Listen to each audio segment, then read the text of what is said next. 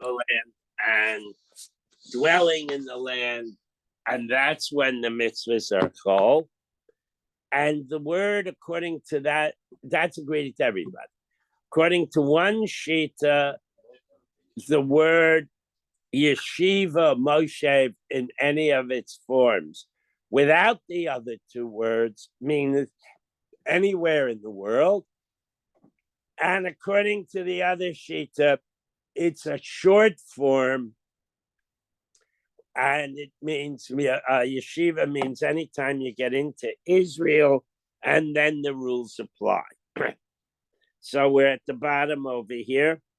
Bishlei melamanda Aimer Moshev Kol Makom Sha'atem Yoshvin Mashma, that the word Moshvim Yoshev by itself means anywhere in the world.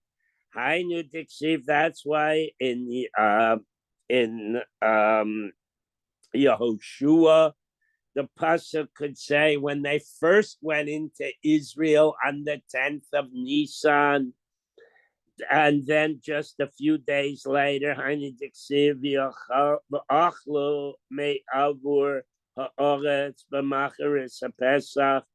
they were just stepping into Israel a few days earlier, 6 days earlier, and yet they could eat the Chadash as soon as they brought the Omer on the 16th of Nisan.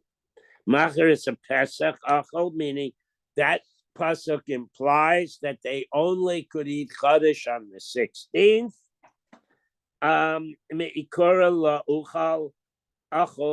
Prior to that, meaning on the 10th, 11th, 12th, 13th, 14th, they could not.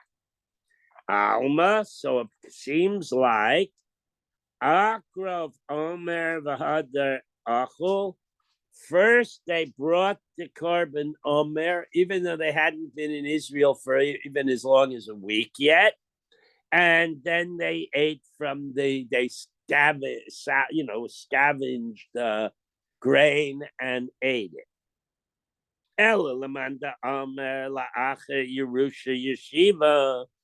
But according to the view that they actually have to conquer and then settle, so nechol alter, then the concept of korban omer would not have been applicable because they hadn't conquered yet. So they should have been able to harvest whatever grain was adjacent to wherever they were and eaten it right away. There was no din of chadash. So why does Yoshua's pasuk say imply that there was chadash? So the Gemara says, Lo havetzricha. The only reason they didn't eat the chadash for a few days is because they had leftover man, and they were eating the man. Okay? Dichsiv uvnei Israel achlu es haman.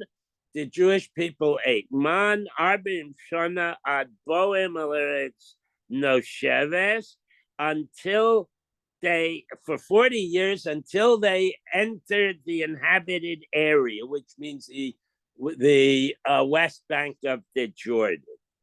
Okay, Eretz Canaan, and okay. So as Haman achlu ad boim al say Eretz Canaan, they continued eating man until they actually hit the border of Canaan. So you're going to ask, okay. So somebody's going to ask over here, but the man stopped by Moshe. And Moshe died 33 days earlier. And the man would rot except on... and the man was supposed to rot if they took too much. Every Shabbos, the man would rot. What did they save up for a month? So apparently, God gave an extra measure of man, a heck of a lot of man, and for once it did not rot, so they would have what to eat for the more than a month between Moshe's death and their get, because they're in the middle of the midbar. I mean, they're in an uninhabited area. You're talking about 39 days. Well, not yet. It's 33 days plus 6 days. Because we just said they got there on the 10th and they ate the local produce on the 16th. That's where you get 39 days. But the Gemara is going to do the math. All right. That's why I didn't do the math. So, Ef Shaloma al Ba'am al Ha'aretz no Shaves. It doesn't make sense that they continue eating man. In other words, the Gemara is asking what we just discussed. Doesn't make sense that they continue eating man until they stepped into Israel on the 10th of Nisan. Because we earlier told us Al Kitzei Aretz Canaan that at the border of they only ate man till they got to the border of Israel, and now it's 6 more days. Ef Shalomar Al Kitzei Eretz Canaan. You can't say that they only ate man till they just stepped into the border. Say is the border. They just stepped. No, El El Ktsei, okay, Eretz Canaan. Shahare Kvar Nemar, because we already learned the pasuk Ad Ba'am El Eretz No Sheves, that until they approach the inhabited portions, okay, of the land that they're about to conquer. So HaKetzad. So one pasuk, part of the pasuk seems to say they ate man until the 16th, and the other pasuk said they couldn't eat man at the absolute latest on the 9th or 10th. So how does it work? B'shiva b'adar, meis Moshe b'pasak man maleve. On the 7th of Adar, Moshe passed away, and the man no longer came down from heaven. V'hoyu mistafkin mimon shebekleihem ad sheyesh aser b'nisan.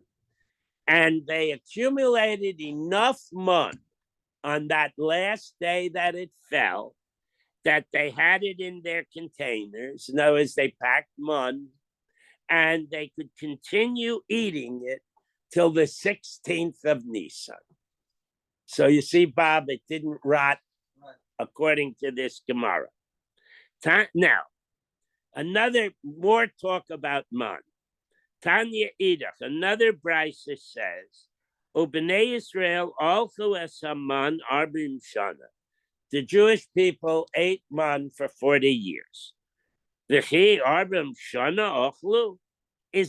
Was it really exactly 40 years that they ate man?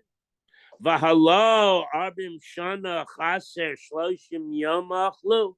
Didn't they really only eat man for 39 years and 11 months? Literally 40 years less 30 days. Okay. So what the pasuk is trying to tell you, remember,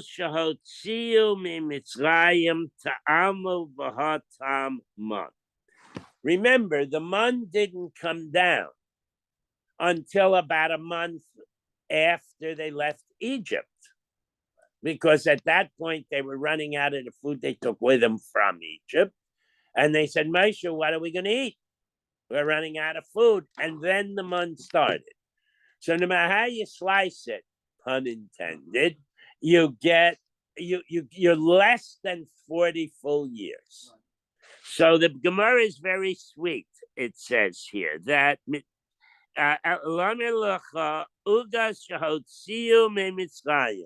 the round matzahs, the unleavened bread that they baked at the last minute to get out of Egypt, had in it time of Behem Taman. Somehow, the coming flavor of the man imbued the food they brought out of Egypt for that first month. So it could say that the taste of man was in their mouths for the full 40 years. sounds strange. If I was writing the Torah, I would say, okay, so it tasted like they were used to it in Egypt already. So the taste of the man resembled the taste of what was in Egypt. No. Because what this is, then you would have written it wrong. Right. Because what this is saying is they had to have the taste of freedom, even though they were baking at the last minute still in Egypt. And mun, whatever it tastes like, conveys the taste of freedom. But it's interesting with the Ugos. Ki Ugos matzah, ki lo chametz, ki garshu Mitzrayim. Okay. Lo yachlu ismameya. That's an interesting thing about the Ugos. I hear that. Tanya Idach. Now now we're going to deal with.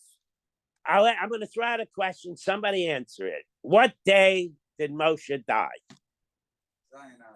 Good. What day was he born? Prove it. That's what we're going to do now. Okay, we're going to prove it. Okay? Tanya Idach, we have a different brisa. The Shiva Ba'adar Moshe. Moshe died on the 7th of Adar. Ubeshiviyah Ba'adar Nailad. And he also was born on the 7th of Adar. Minayan, how do we Bishiviyah Ba'adar Meis? How do we know that he actually died on the 7th of Adar? Shenemar, we have a pasuk that says, V'yamas Shem Moshe Eved Hashem. Moses, God's servant, died there, meaning in Moab. Okay. Uksiv, and another pasuk says, V'yivchu b'nei Yisrael es Moshe b'aravos Moshe shloshim yom. That in Moab the Jews stayed there for a month, 30 days, and mourned for Moshe. Uksiv, and it says in another pasuk, Yehu achar Moshe avad Hashem, after Moses, the servant of God, died. Uksiv Moshe avdei meis bi'atakum ya'avor. And it says that God said to Yeshua, look, Moshe died, so get up and get going. Okay. Uksiv, Avru Bekerev Hamachana, and it says, walk through the camp and Mitzavo es ha'am, order the people, Lomer, telling them, Hachinu lachem tzeda, pack up your stuff and gather your provisions. Ki ba'od shloshim yomim, because in 3 more days, ata oivrim es hayarden, you're going to cross the Jordan. So we have 30 days of mourning plus 3 days. Okay? You got a problem? No. Okay. Say mehem shloshim yamim lemafreya.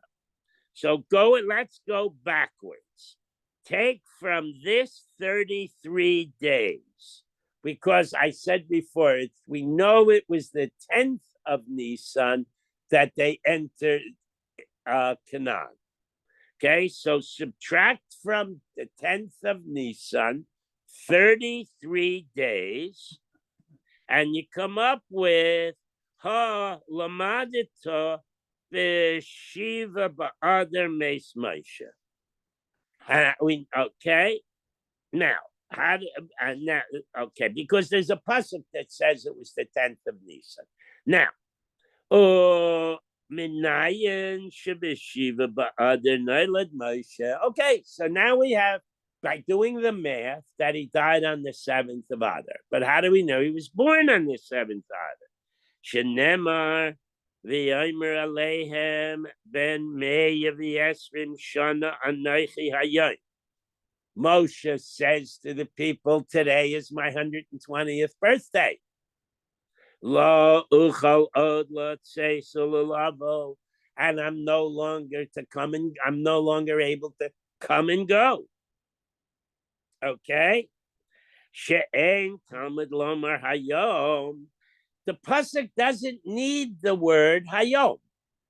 Pasuk could have says, I'm 120 years old, I can't come and go. Why did he say I'm 120 years old today?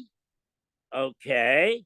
Melame to teach us because Baruch Yoshev Umamale Shenaisehem Shal Tzadikim Miyom Yom Chodesh L'Chodesh.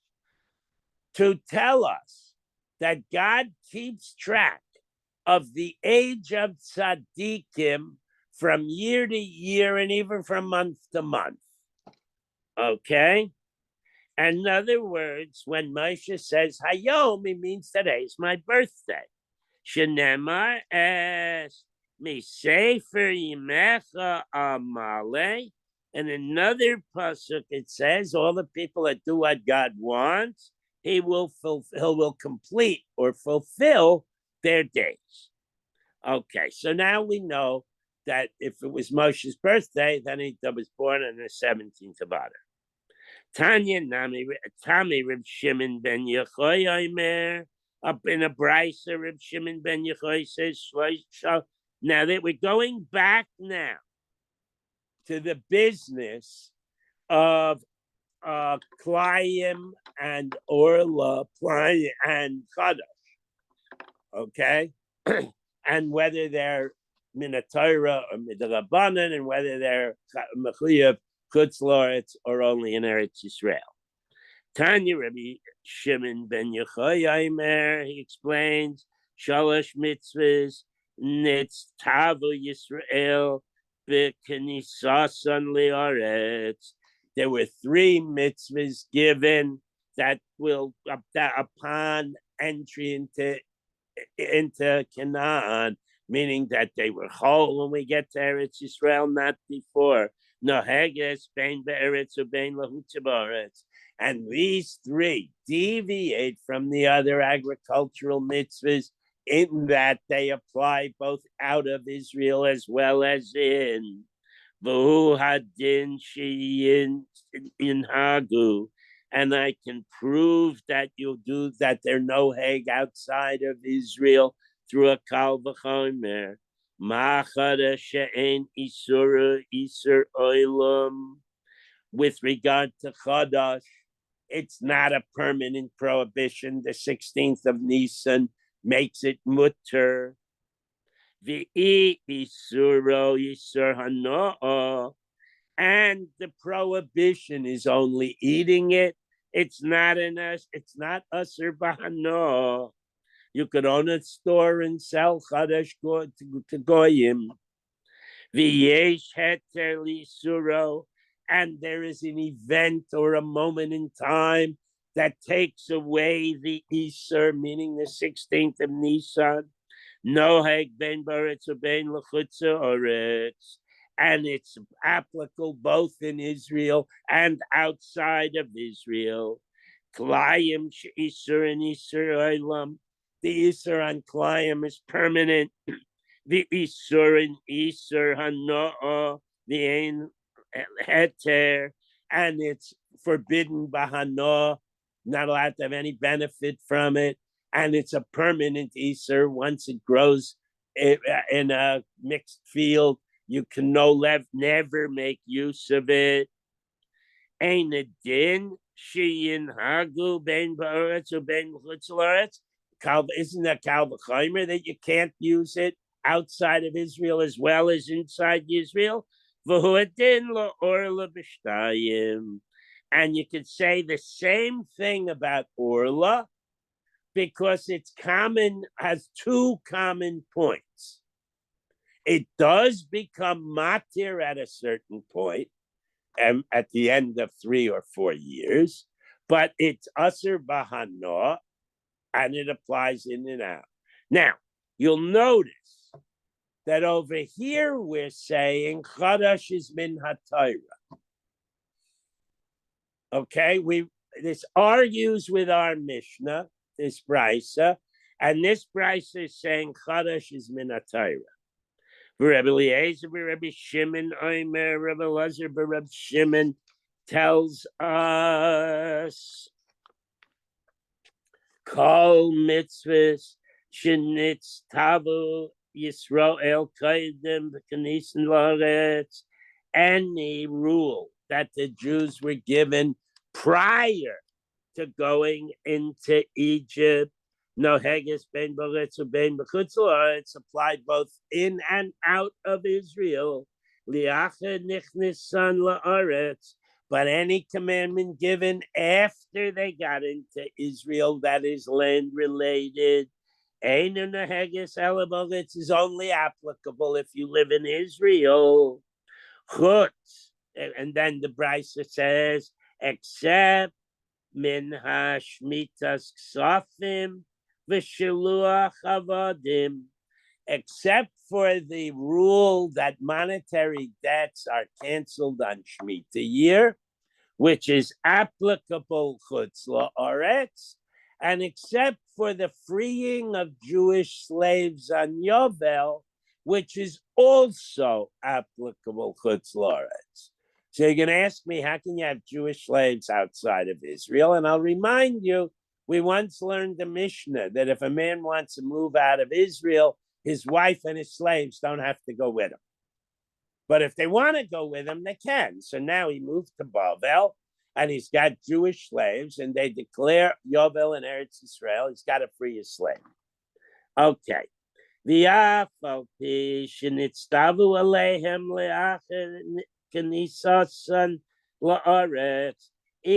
though those commandments, the commandment of slaves and money, were only given after they got to Israel, meaning they only kicked in after they got to Israel, because the desert, they didn't have Shemitah, so they didn't count Yom.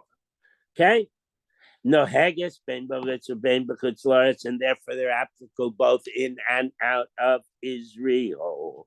So now let's look at that brisa.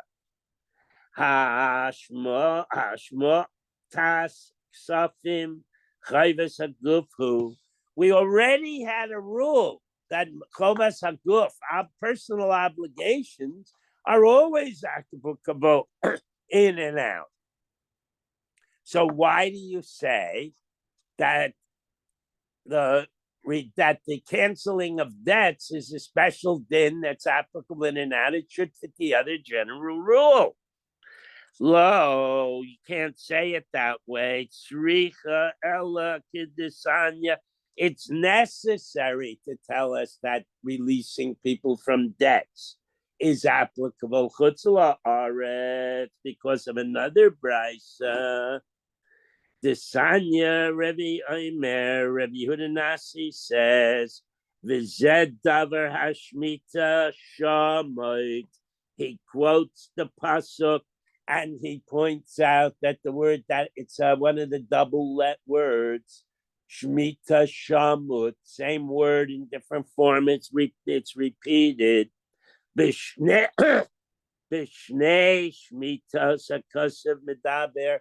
So the pasuk is referring to two kinds of shmita. Shmita technically means give up or release. So if you shmita sakarka, you have to give up your ownership of the land.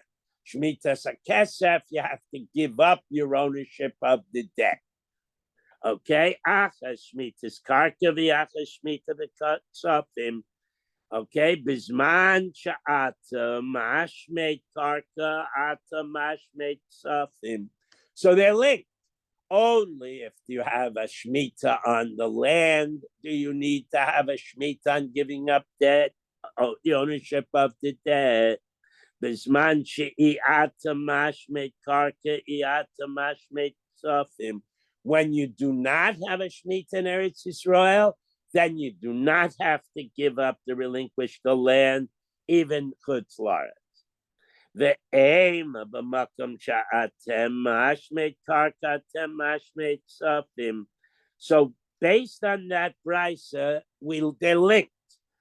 When you in a place where this is a theoretical, we're going to upslug this, where you have to be mashmeit the land, which is only in the areas that David HaMelech conquered, that's where you have to relinquish the money that people owe you. B'makom she'ena tamashmet karka ena tamashmet ksafim. But in Kansas, if you owe a farm, you don't have to do shmita, and therefore you don't have to give away you don't have to give up your claim on somebody owing you money. So the Torah responds, Talmud Lomar, how do we know that you do even chutz la'aretz? Ki korah shemita lashem mikol makom. I am proclaiming a shmita for God everywhere in the world. So obviously it's not shmita's karka, but it is shmita's ksafim, and that's why we do the principle. Okay. Shiluach avadim chaves hagufu. So now we're going through the same argument. If I own a slave, I have to give him up. I have to set him free in Yovel. That has nothing to do with the land. That's a personal obligation. Chaves hagufu. It's a personal obligation. So, sal kedaita chamina hoil uksiv v'karos sem deror ba'aretz. The pasuk telling us about Shemitah begins with proclaim liberty throughout the land. It's on the Liberty Bell. So it's throughout the land. So I might have thought, ba'aretz ein b'chutz la'aretz lo, only in Eretz Yisrael where the Shemitah and the Yovel applies. But if I have a slave in Brooklyn, I can keep him. Talmud Lomer, Yovel he b'kol makom. It is a Yovel everywhere. And therefore you have to release your Jewish slave in Yovel. Imkain. If that's the case, Ma Talmud Lomer ba'aretz. So why does the pasuk say, proclaim liberty throughout the land? Why doesn't it just say proclaim liberty? Then we would know it's everywhere. Why is the word aretz there? Bisman shahad ror noheg ba'aretz noheg l'chutz la'aretz. When there is a yovel, and the freeing of the Jewish servants applies in Eretz Yisrael because the Sanhedrin proclaimed Yovel, then the rule applies everywhere else when they hear about it, or they can do the math and know about it. However, ein dror noheg ba'aretz, ein noheg b'chutz la'aretz. But when there is no Yovel in Israel, then there's no freeing of slaves. Chutz la'aretz. Okay, next. Tanan Hasam, we learn. Okay, now this is again, we're coming back to Chadash. Now remember, our Mishnah told us that Chadash is midrabanan. We've now learned Chadash is min Torah. There's a very cute line when, people in Israel wanted to say Hallel on Yom HaAtzmaut. So they asked the Chazon Ish, and he said, Ein Chadash min HaTorah. You can't do anything new except what's in the Torah. All right. So Chadash Aser min HaTorah mikol makom. Or you could just say it that way. Chadash is forbidden from the Torah. Making changes in Judaism is forbidden in the Torah, mikol makom, and it applies everywhere in the world. Orla halacha, the concept of orla, which is the 3 year forbidden to use fruits of a tree, is a halacha. I'm not going to translate that word. V'chlayim medivrei seifrim, and klayim chutz la'aretz is a very early rule of the rabbis, even before they were making takanas. Okay, so my halacha, what did it mean when we said that chadash is a halacha? So there's a machlokes. Ra Omer, Rav Yehuda, Omer Shmuel, Hilchas Medina. It's a local rule. What this means is the Jews who settled near Israel, Babel, Syria, even though they were not obligated to do Chadash Min HaTorah, they were makabel it upon themselves. Now, there's a difference between a minhag and a Kabbalah. If you have a minhag to do X, Y, and Z, you have a minhag to wear your straw hat on Shabbos, never else. Your son doesn't have to copy that minhag. But if you make a Kabbalah that you're going to wear a straw hat every Shabbos, and you say, I'm makabel on myself to wear a straw hat every Shabbos, then your descendants after you for all time have to wear straw hats on Shabbos. That's a Kabbalah. So over here, he's saying it's a Ilchas Medina. It's a Kabbalah that Jews outside of Israel have taken upon themselves. Ula Omer, Rabbi Yochanan halacha l'Moshe Sinai. Ula says that the word halacha here is much stronger than even a Kabbalah. It's a halacha l'Moshe Sinai. Okay? So, Omer le Ula le Rabbi Yehuda. So now they're going to argue who's right. Omer le Ula le Rabbi Yehuda bishlam le didi. I think I'm right. The Amina halacha l'Moshe Sinai, because I say the din of Orla, if you have a tree in your backyard, chutz la'aretz is applicable because of halacha l'Moshe Sinai. Haina d'shnei lan bnei safek Orla v'safek layim, because that's why we make a difference. Remember, Klayim is only clearly a derabanan, but Orla is halacha l'Moshe Sinai, and we're going to see in the following braysos some differences. Now, remember that if it's min HaTorah, we go l'chumra when there's a safek. If it's midrabanan, we go most of the time l'kula if it's a safek. So keep that in mind as we read these braysos. Okay. Haine de Schneeland ben Suffolk Orla Suffolk Klayim. That's why the Mishnah in Klayim makes a difference between Orla and Klayim in terms of Kutlaretz. The Tanan, the Mishnah says, Suffolk Orla be'eretz Asur. If there's Orla in Eretz Yisrael, finished. It's Asur Bahano. In Syria, it's mutter. In Syria, it's mutter bahana. Okay? And outside of Israel, you can go to a farm stand and he's got a basket of apples, but you have no idea whether are young apple, young tree apples or old tree apples in that basket. You can buy them. Ubilvad, the only thing is, shelo yirenu loike. But you cannot actually watch the guy pick them and he see that he picks an Orla apple. Then you can't buy it. Okay, that's with regard to Orla.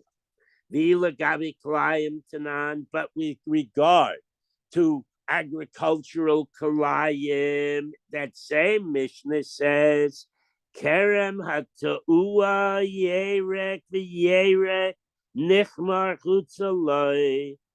If vegetables that are part of kalayim are sold in a farm stand by the vineyard, the Eretz Asur in Israel, you cannot buy them or use them. The Syria mutter, but in Syria you can buy and use them because b'chutzah la'aretz yored below kate, you can go and buy them from the non-Jew.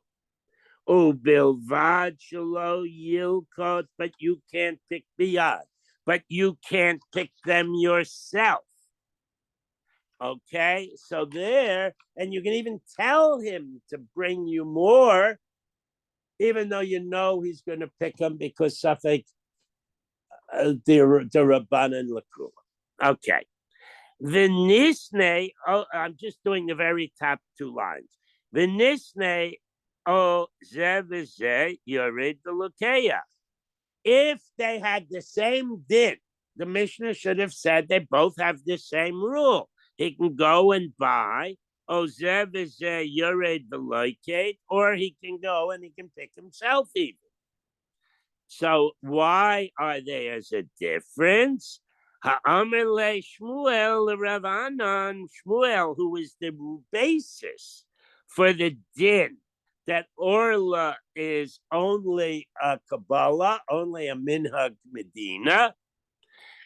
Tana Ozev Yared, he actually said, change the Mishnah. Teach this and this. You is this like you can buy it, or locate Ozev Yared locate, or you could go to the farm and where they have a pay $3 and pick a bushel. You could actually do it yourself, and we'll stop there. And we'll tune in tomorrow for some more.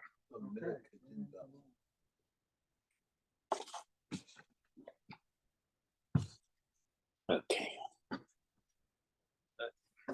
Thank you very much. You're very welcome.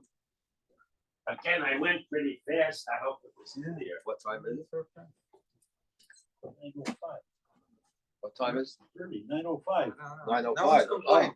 They're going fast. Yeah, here. Well, apparently not.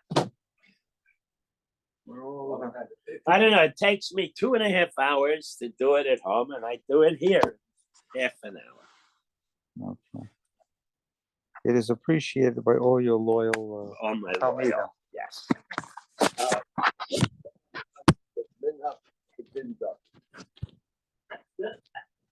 That isn't minute is royal. It's not minute. A minute is royal. A minute is taken on by everybody. Then it becomes a Kabbalah.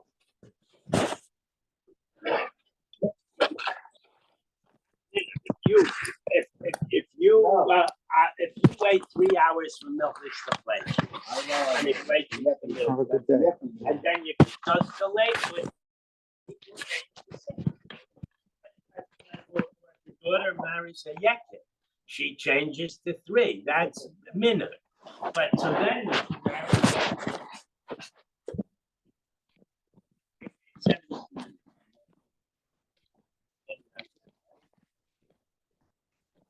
Yeah, That's because just called the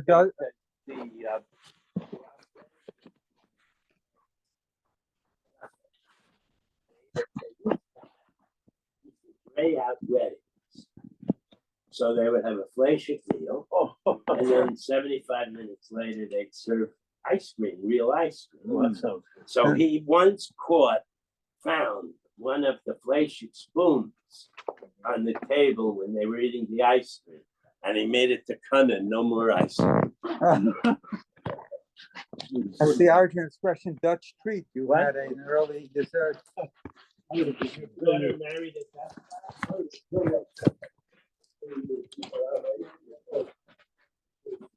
Yeah.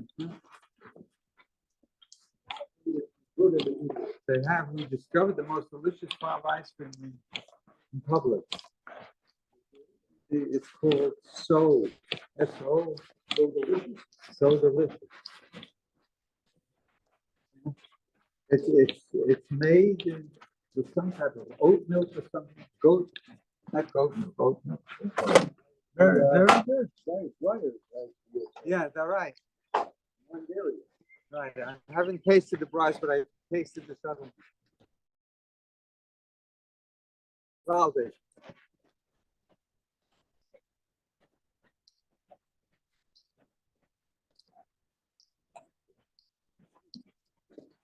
What happened to the heat? Did you pay your bill, sir? You didn't pay your bill.